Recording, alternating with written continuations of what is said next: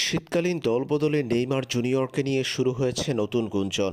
এবার নাকি ঘরের ছেলে ফিরে যাচ্ছেন ঘরে। ইউরোপীয় ফুটবলের পাট চুকিয়ে সৌদি ফুটবলে রুদ্ধশ্বাস ১.৫ বছর কাটিয়েছেন নেইমার। আর এবার সৌদি প্রো লিগের দল আল হিলালও ছাড়তে যাচ্ছেন ব্রাজিলিয়ান তারকা। নেইমার জুনিয়র এখন ব্রাজিলে ফেরার পথে। সৌদি প্রো লিগের দল আল হিলাল ছেড়ে নেইমার জুনিয়র নাকি সান্তোসে ফিরে যাচ্ছেন। ২০২৩ সালের আগস্টে সৌদি প্রো লিগের ইতিহাসের সবচেয়ে দামি ফুটবলার হিসেবে আল হিলালে যোগ দিয়েছেন নেইমার জুনিয়র। কিন্তু সৌদি আরবের সময়টা ভালো কাটেনি ব্রাজিলিয়ান তারকার। ইনজুরির কারণে মাঠের বাহিরেই থাকতে হয়েছে বেশিরভাগ সময়।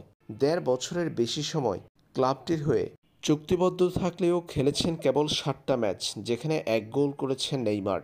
দীর্ঘ ১ বছরের এসিএল ইনজুরির কারণে মাঠের বাহিরে থাকার পর অক্টোবরে মাঠে ফিরে বদলি ফুটবলার হিসেবে ২ ম্যাচে খেলে আবারও ইনজুরিতে পড়েছেন Neymar.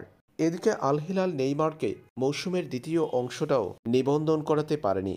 Al Hilal coach Jorge Jesus জানিয়েছেন এখনও পূর্ণ ম্যাচ ফিটনেস ফিরে পায়নি নেইমার, যার জন্য এমন সিদ্ধান্ত তাদের। আর এই সুযোগটা কাজে লাগিয়ে নেইমার জুনিয়রকে দলে নিতে চাইছে তার শৈশবের ক্লাব সান্তোস। ইটালিয়ান ক্রীড়া সাংবাদিক দলবদলের নির্ভরযোগ্য সংবাদদাতা ফাব্রিজিও রোমানো জানিয়েছেন, নেইমারকে দলে ফেরাতে আল হিলালকে আনুষ্ঠানিক প্রস্তাব পাঠিয়েছে সান্তোস।